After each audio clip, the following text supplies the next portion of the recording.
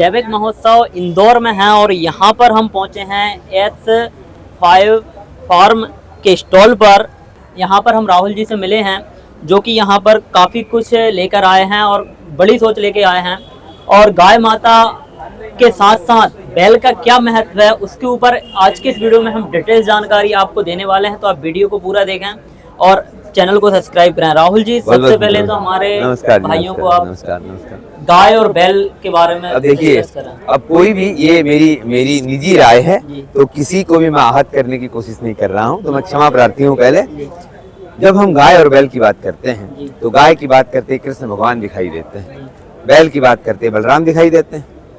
विडम्बना ये है कि आज कृष्ण को सब याद कर रहे हैं, बलराम का कोई नाम नहीं लेता। तो जब बलराम का कोई नाम नहीं लेता तो बैल का नाम कौन लेगा?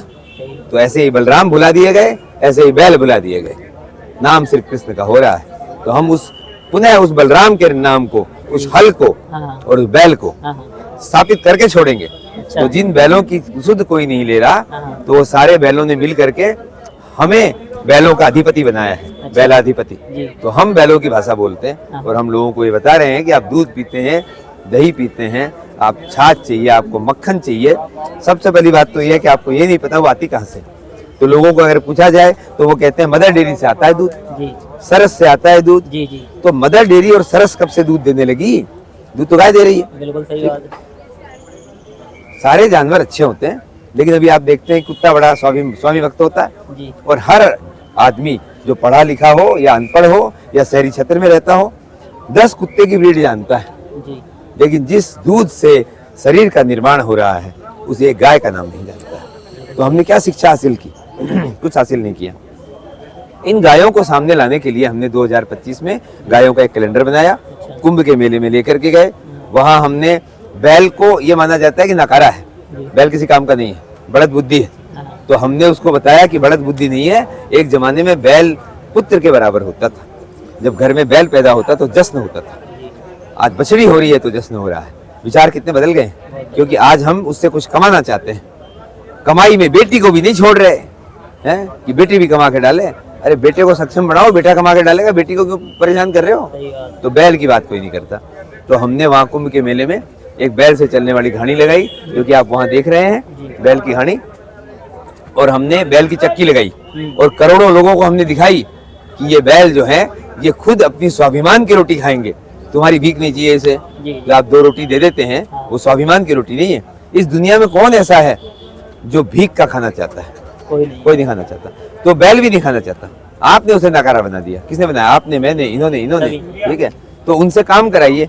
तो कुंभ के मेले में जब बैल घूम रहे थे तो पुलिस आ गई थी। अच्छा। और पुलिस वालों ने मेरे को कहा कि आप अत्याचार कर रहे हैं। ठीक है, SHO साहब थे। तो मैंने उनको कहा कि बकवास करने की जरूरत नहीं है। जब घर में बेटा छोटा होता है और स्कूल भेजते हैं और वो रो के घर वापस आ जाता है, ना मैं तो नहीं पढ़ूंगा, तो उसको लड्डू खिला के माँ ये कहती है बेटा तू तो मत ही पढ़, तू तो घर में ही रह। ऐसा नहीं कहती, वो 2 चाटे लगाती है, दूसरे दिन स्कूल भेजती है। तो ये बैल उद्दंडी है, काम नहीं कर रहा, लठ मारेंगे इसके, मेहनत करवाएंगे कि अगर कमा के खाना है तो काम करना पड़ेगा। तो इसलिए पिछले साल भी ये किया हमने। और सब लोग साइंस के स्टूडेंट हैं, मैथ्स के स्टूडेंट हैं, डिग्री ले रहे हैं। हमारे बैल को डिग्री कौन देगा? तो हमने बैलों का गुरुकुल खोला। अच्छा। संसार में पहला गुरुकुल है ये रहा, बैलोदय गुरुकुल, जहाँ बैल चलना सीखता है। अब आप सोचते बैल तो चल रहा है, चला के दिखाओ आप, चल रहा है तो गोल गोल घुमाओ उसको, घूम लेगा? नहीं। हमारा बैल हमारे इशारे से घूमता है। हाँ भाई घूम गोल, तो तेल निकालेगा, तो उसको हम डिग्री प्रदान करते हैं। तो वो हमारा बैलोदय गुरुकुल है कि कोई भी अगर घानी लगाता है तो बैल यहाँ से ले जाए। और घानी ये बुलंदशहर में है। और इस साल हमने गायों के साथ साथ बैलों को भी या नंदी को भी इस कैलेंडर में स्थान दिया है, जैसे कि आप देख सकते हैं। तो ये सब देसी, सारे देसी। मैं देसी आदमी, ये मेरी देसी गायें और ये मेरे देसी नंदी। ठीक है, इन सबको मैं यहाँ लेकर आया हूँ ताकि लोग गायों की बात करें, नंदियों की बात करें। दूध तो आपने बहुत पी लिया, दूध का कर्ज उतारिए। समय आ गया है कि कर्ज उतारने का समय आ गया है। तो हम कहते हैं ना कि माई का दूध पिया है कर्ज उतार दा, तो गाय का दूध पिया ला कर्ज उतारा। ठीक है, तो कर्ज उतारिए। तो ये हमारी मुहिम है, ये आप अच्छा देख रहे हैं। और बाकी यहाँ पर कुछ मिलेट्स के भी उत्पाद हैं, जैसे कि आप यहाँ पर देखिए बाजरी के लड्डू हैं, और गोंद के लड्डू हैं, रागी के लड्डू हैं। और उसके बाद पूरा दूसरी जो natural सबसे बड़ी process है। चीज है, प्रधानमंत्री महोदय ये कहते हैं कि मिलेट खाओ, जी। मोटा अनाज खाओ, मोटा अनाज खाओ। जी। हम ये कहते हैं मोटा अनाज पियो। जी। तो खा तो सारी दुनिया रही है, आप पियो।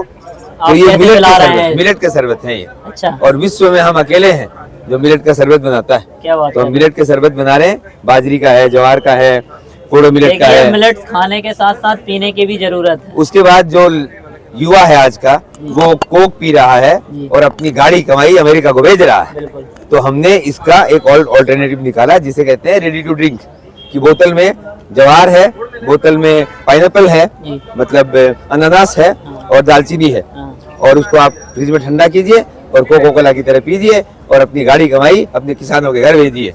बहुत कोको अच्छा। कोला को मत दीजिए। इसके लिए तो क्लिपिंग होनी चाहिए। बहुत अच्छा काम कर ये रहे हैं हमारा राहुल जी प्रयत्न आप।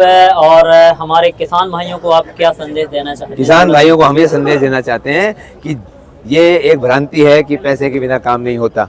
आपके सामने एक जीता जागता उदाहरण मैं खड़ा हूँ कि जेब में 1 रुपया न हो और परिश्रम करें तो 2, 4, 5 साल में इंटरनेशनल ब्रांड बन सकते हैं। आप लोगों की दया से हम हैं कि हम जहाँ जाते हैं लोग पहचानते हैं और अच्छा सामान बनाते हैं, अच्छा काम करेंगे, पैसे की जरूरत नहीं होती। भगवान खुद आ जाते हैं आपकी मदद करने के लिए और ऐसे लोगों को भेज देते हैं जैसे भाई साहब हैं, आ गए हमें आगे बढ़ाने के लिए। ऐसे हर किसान को आगे बढ़ने का मौका मिलेगा। किसान को अपनी चारदीवारी से बाहर निकलना पड़ेगा और लोगों के सुख की बात सोचनी पड़ेगी। तो जब आप दूसरों के सुख की बात सोचेंगे तो आपका सुख तो अपने आप आ जाएगा। ये धूप बत्ती बनती है, जब तक आप किसी चीज को महिमा मंडित नहीं करेंगे तब तक वो दिखाई नहीं देगी। तो ये गोबर में जितनी हवन सामग्रियां हैं उनको मिला करके और हम ये बत्ती बनाते हैं। घर में प्रतिदिन आप हवन नहीं कर सकते, आपको लगता है झंझट है, ठीक है, अस्पताल में जाना झंझट नहीं है। आज तो लोगों को झंझट ही लग रहा है, अस्पताल में जाना झंझट नहीं है, ये झंझट है। हाँ। तो हमने उनकी सुविधा के लिए एक डंडी इसमें से निकालिए, इसमें लगाइए और हवन का सुख पाइए।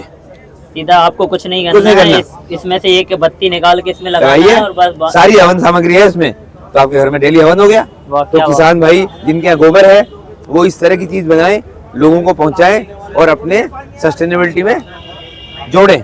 दूसरा, गन्ने का किसान गुड़ बनाता है, चीनी बनाता है। हाँ। हर आदमी गुड़ खाता है, हर आदमी चीनी खाता है, बिल्कुल लेकिन गन्ने के किसान के घर में खुशहाली नहीं है। वो बात तो अपने बच्चों की फीस भी नहीं दे सकता, बिल्कुल। वो परेशान है। तो उस गन्ने के ताजा रस में हमने इमली डाल करके चटनी बनाई है। और बहुत सारे हिंदुस्तान में ऐसे गन्ने के किसान हैं जो अपने घर के ताजा गन्ने के रस को चटनी, ये इमली डाल करके चटनी बनाते हैं। 25,000 से 50,000 रुपए की चटनी एक किसान बेच रहा है। एक गन्ने के रस से बनी। गन्ने के ताजा रस से इमली डाल के चटनी बनी है। अच्छा, तो ये किसान अपने घर बना रहा है। आप जैम खाएंगे, ठीक है, और अलग अलग कंपनियों को पैसे देंगे, हिंदुस्तान की कंपनियां, विदेश की कंपनियां जैम खाएंगे, लेकिन किसान के घर के बनी हुई गन्ने की चटनी नहीं खाएंगे, क्योंकि वो आपके किसान के घर पहुंच जाएगी, किसान समृद्ध हो जाएगा, तो फिर आपको अच्छा नहीं लगेगा। ठीक है, तो आप, हम कहेंगे कि आप भी बनाइए, आप भी गन्ना हाँ, किसान है। सब बनाइए जरूर, जरूर। और सबको खिलाइए। ये है गन्ने की बनी हुई चटनी। तो ये हमारे छोटे छोटे से प्रयास हैं कि हमारे- और मैं आपको एक बार बताऊं, गन्ने के रस को कुल्फी के रूप में बना करके बेचा जा रहा है, जिसमें कुछ मिलाने की जरूरत नहीं पड़ती। और यूपी में हमारे किसान मित्र हैं जिन्होंने पिछले साल 30 लाख रुपए की कुल्फी बेची है। क्या बात कर 30 लाख की कुल्फी। अच्छा, तो अपनी योग्यता को पहचानिए, अपने गन्ने के रस को पहचानिए और उसको लोगों को पिलाइए, लोगों की तंदुरुस्ती बढ़ाइए। तो किसान साथियों, ये थे राहुल भाई जी जो कि जयपुर से आए हैं और काफ़ी कुछ मैसेज हम सभी किसान भाइयों के लिए देके जा रहे हैं। आप इस जैविक महोत्सव के बारे में क्या कहना चाहेंगे? हम यहाँ तीसरी बार आए हैं और बहुत अच्छा आयोजन है और किसानों के लिए एक बहुत बड़ा मंच है। तो जब तक हम कुएं से बाहर नहीं निकलेंगे, चारदीवारी से बाहर नहीं निकलेंगे, लोगों को पहचानेंगे नहीं, लोगों से मिलेंगे नहीं, तब तक न हम समृद्ध हो सकते हैं, न दूसरे को समृद्धि दे सकते हैं, न देश समृद्ध हो सकता है। तो सारे किसानों को जैविक लगाना चाहिए। जैविक का मतलब ये है कि यहाँ आप देखेंगे कि मनुष्य का भोजन तो आ रहा है, जी, आदमी के खाने का खाना आ रहा है, लेकिन हम ये भूल गए कि धरती का खाना क्या है। तो अगर धरती का खाना हम नहीं लेकर के आएंगे, धरती का खाना हम नहीं बनाएंगे, तो जब धरती भूखी होगी तो आपको वो अनाज नहीं देगी। तो आज चारों तरफ जो धरती बंजर हो रही है वो इसलिए हो रही है कि इंसान सिर्फ अपने भोजन की चेष्टा कर रहा है, इंसान धरती के भोजन की चिंता नहीं कर रहा। धरती को तो भूल ही गया। धरती को भूलेगा, वो ये समझ ही नहीं रहा कि धरती को भी भोजन चाहिए। बिल्कुल, घर में जब बच्चा हो जाता है तो उसके बाद कहते हैं 3 साल बच्चे नहीं होने चाहिए, स्त्री को अपने इम्यूनिटी को बढ़ाने की जरूरत है। और यहाँ खेत में क्या हो रहा है, कटाई हुई, फटाफट सुखाई हुई, फिर बीज डाल दिया। भी नहीं दे रहे हैं। बीज क्या होता है, वो हमारा बीज, उसका बीज, उसका बीज, बीज बीज है। तो आप इंतजार कीजिए, ठीक है, क्यों उस पर लादे जा रहे हैं। तो आपने दोहन कर करके पानी खत्म कर दिया, दोहन करके। तो आप जब जैविक कहते हैं तो जैविक सिर्फ खाना नहीं है, जैविक विचार है, जैविक जीवन शैली है। तो जब तक आप अपने पशुओं को नहीं बचाएंगे, पक्षियों को नहीं बचाएंगे, तितली की चिंता नहीं करेंगे, तो तितली की चिंता नहीं करेंगे तो भगवान आपकी चिंता नहीं करेंगे। तो तितली से मोहब्बत कीजिए, जमीन से मोहब्बत कीजिए, जमीन के ग्राउंड वाटर से मोहब्बत कीजिए। पानी सब पीना चाहते हैं, बचाना कोई नहीं चाहता। अच्छा पर्यावरण सब चाहते हैं, अच्छा करना कोई नहीं उसको चाहता। अच्छा कोई नहीं करना चाहता। अच्छा सरकार करेगी, ठीक है, सरकार पानी छिड़क दे, सरकार ये कर ले। अबे सरकार भी तो हम ही ने बनाई है, तो हम जब नहीं सुधरे तो सरकार कैसे सुधरेगी। तो हर आदमी को सुधरने की जरूरत है, हर आदमी इतना इतना सा प्रयास करे। कोई कहता है कि प्रयास करने से कुछ नहीं होता। एक आदमी को ट्रेन से धक्का मार के बाहर फेंक दिया गया था, उस आदमी ने अगर ये सोचा होता कि ये तो मेरी इज्जत चली गई, तो कुछ नहीं होता। उस आदमी ने ऐसा बिगुल बजाया कि एक साम्राज्य को उखाड़ करके हिंदुस्तान से बाहर फेंक दिया। ये जज्बा आप में होना चाहिए। ये मिट्टी रस है, मिट्टी का भोजन। ये हमारे अमित पाटीदार जी हैं, इनकी और मुहिम है। जैसे कि भाई साहब ने बोला ना कि मिट्टी को भी खाने के लिए चाहिए होता है, तो ये मिट्टी रस उत्पाद हमें इस जैविक महोत्सव में देखने को मिला है।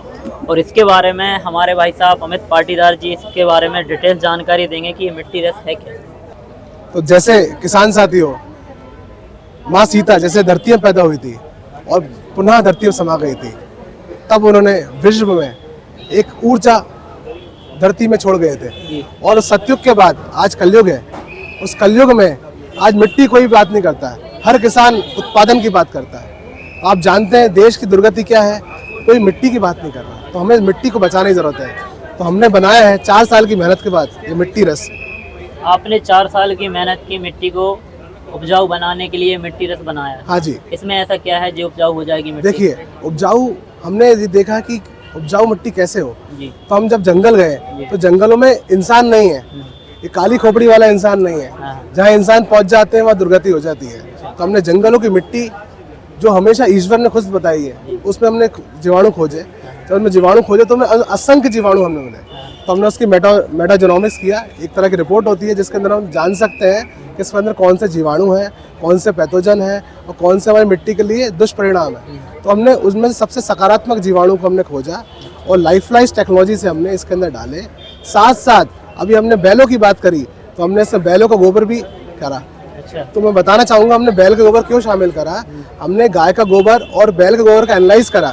तो बैल के गोबर में जब हमने पैथोजन डाले हमने लैब में, तो उसने 2 दिन के अंदर उस पैथोजन को ठीक कर दिया। अच्छा। और गाय के गोबरों को ठीक करने में 4 दिन लगे। मतलब बैल का गोबर गाय के गोबर से ज्यादा पावरफुल बिल्कुल निकला। मैं एक बात बताऊंगा, आप भी बोलेंगे हाँ बिल्कुल सही बात है। आप बताइए, जो गाय दूध नहीं देती उसकी ऊर्जा कहाँ जाती है? उसकी ऊर्जा जाती है उसके गोबर और गोमूत्र में। तो बैल तो दूध देता ही नहीं है, तो बैल की ऊर्जा कहाँ जाएगी? गोबर में। बैल की ऊर्जा हमेशा गोबर और उसके गोमूत्र में रहेगी। तो हमने बैल के गोबर जब अध्ययन करा तो हमें प्रैक्टिकल अध्ययन में पाया गया कि वो पैथोजन को बहुत जल्दी ठीक कर रहा है। अच्छा। तो हमने बैल का गोबर भी शामिल करा है और गाय का गोबर भी शामिल करा। मैं बताना चाहूंगा दोनों के जीवाणु सेम मिले लेकिन पोटेंसी इसमें ज्यादा मिली। अच्छा। क्योंकि दोनों भोजन कर रहे हैं एक ही, तो जीवाणु भी उनके पेट में एक जैसे ही हैं, पर वो जो जीवाणु हमने सेलेक्ट करे उसमें पोटेंसी ज्यादा है, इसलिए बैल को शामिल करा। और हमने जब कृषि हल एग्रो साइंस का नाम लिखा तो हमने हमारे लोगों में बैल को शामिल करा। अच्छा। बैल, किसान और हल, क्या बात। इसलिए हमने हमारी कंपनी का नाम कृषि हल रखा। कृषि मतलब खेती, हल मतलब सॉल्यूशन। तो जो हमने घरों से बैल निकाल दिए ना, तब से हमारे देश दुर्गति हुई, तब से हमारी मिट्टी दिक्कत होने लगी। हम चाह रहे हैं कितने जीवाणु बताया आपने? इसमें 30 प्रकार के बेनिफिशियल जीवाणु हैं। 30 प्रकार के बेनिफिशियल जीवाणु हैं इस डिब्बे में। जी। अब ये कैसे संभव हो पाया? अब तक हम देख पाए देश में सबसे पहले गवर्नमेंट कल्चर्स लाती थी जो अभी यूरिया, डीए, पेस्टिसाइड्स वो फ्री में बांटा करती थी। तो वो चारकोल बेस्ड होती थी। फिर उसके बाद टेक्नोलॉजी बढ़ी, फिर लिक्विड के अंदर कल्चर आए, पर उसकी शेल लाइफ होती थी 12 महीने। पर जब गर्मी में रखा जाता था तो उसकी बोतलें फूल जाती थी। फिर बाद में टेक्नोलॉजी और ग्रो हुई, फिर कंसोर्टिया आने लगे, फिर 3 बैक्टीरिया एक साथ शामिल होने लगे। और उसके बाद टेक्नोलॉजी आई कैप्सूल कल्चर की। कि वो इतनी बड़ी टेक्नोलॉजी कैप्सूल में आ गए। अब ये आज के भारत की नई टेक्नोलॉजी है, लाइफ लाइफ टेक्नोलॉजी। जैसे भोजन आज यहाँ का बंदा, जहाँ का कोई व्यक्ति अमेरिका में खाना खाना चाहे तो आज उसको उपलब्ध है, वैसे ही हमने ये जंगलों के जीवाणु किसानों के घर तक पहुँचाने की व्यवस्था करी है। उसकी शेल लाइफ जानना चाहेंगे? 3 साल है। इसकी 3 साल सेल्फ लाइफ, 3 साल शेल लाइफ है। अच्छा। और ये जो हमने पैकिंग करी है वो फूड ग्रेड प्लास्टिक में करी है। ये आप यूज करने के बाद भी आप इसको घर में यूज कर सकते हैं। इस डब्बे को, इस पे तेल, मसाला, अचार जो भी रखना चाहे वो रख सकते हैं। एक पौधा भी लगा सकते हैं और इसके अंदर एक पौधा भी लगा सकते हैं। तो हमें पर्यावरण को संदेश दे रहे हैं कि अब हमने यूज करा प्लास्टिक, पर हमने फूड ग्रेड प्लास्टिक यूज करा है ताकि घर में रीयूज हो सके। और हमने जो यूज कैसे करना है? यूज किसान साथी बहुत सरल है, और केवल मात्र 100 लीटर पानी में हमको ये डालना है मिट्टी रस, और 100 लीटर और डालना है। तो 200 लीटर पानी में जब ऑक्सीजन का संचार अपने आप होगा, हमें 4 घंटे इसको छोड़ देना है। 4 घंटे में एक्टिवेट हो जाएगा और बस आप उसको पानी के साथ इसको चला सकते हैं। इसमें गुड़ वगैरह, आटा वगैरह कुछ नहीं डालना? नहीं, यही टेक्नोलॉजी है इसकी। जब हमने इसको लाइफलाइज करा तो इसमें जो भोजन है, बैक्टीरिया को भोजन के लिए प्रोटीन चाहिए, कार्बोहाइड्रेट चाहिए, स्टार्च चाहिए, उसका हमने लाइफलाइज करते समय ही दे दिया। और इसके अंदर मैं बताना चाहूँगा 100 ग्राम इसके अंदर प्योर कल्चर है, 150 ग्राम इसके अंदर डेक्सट्रोस है जो और उसको बढ़ाएगा। मतलब डेक्सट्रोस मतलब ग्लूकोज का एक परिवार है, मतलब प्रकार है जो उसको ऊर्जा देगा। तो ये 250 ग्राम का डब्बा किसान साथियों को यूज़ किया है। उसकी 3 साल शेल लाइफ है। इसकी प्राइस क्या है? इसके प्राइस मात्र 700 रुपये है। और ये 3 काम करता है। ये मिट्टी का उपचार भी करता है। हमारे गोबर जो है, गोबर को जो डिकम्पोज करने के लिए हम लोग कई प्रकार कल्चर डालते हैं बनाने के लिए। हाँ, कंपोस्ट खाद भी बन सकता है ये, और इससे बीज उपचार भी हो जाएगा। अच्छा। तो एक ही उत्पाद 3 काम करेगा, बीजों का उपचार भी करेगा। इसके लिए मान लो अपने पास 10 बीघा जमीन है तो उसकी क्वांटिटी तो अपने को ज्यादा लेनी पड़ेगी। नहीं, 10 बीघा जमीन है तो आप मात्र 5 डब्बे चाहिए आपको। 5 डब्बे में काम हो गया।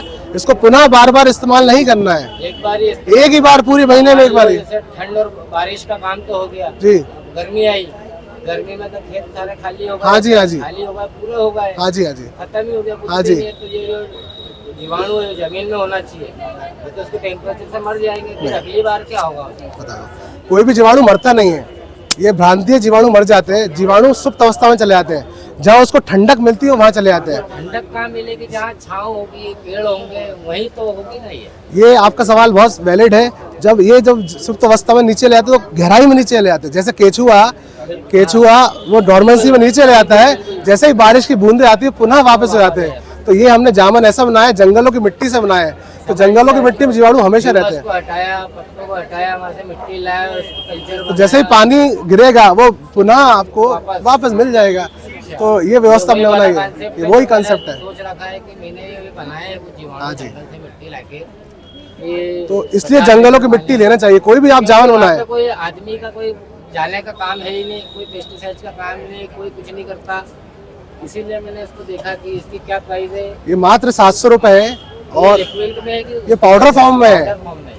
ये पाउडर फॉर्म में है और मात्र और इसको बार बार मल्टीप्लाई कोई झंझट खत्म कर दिया।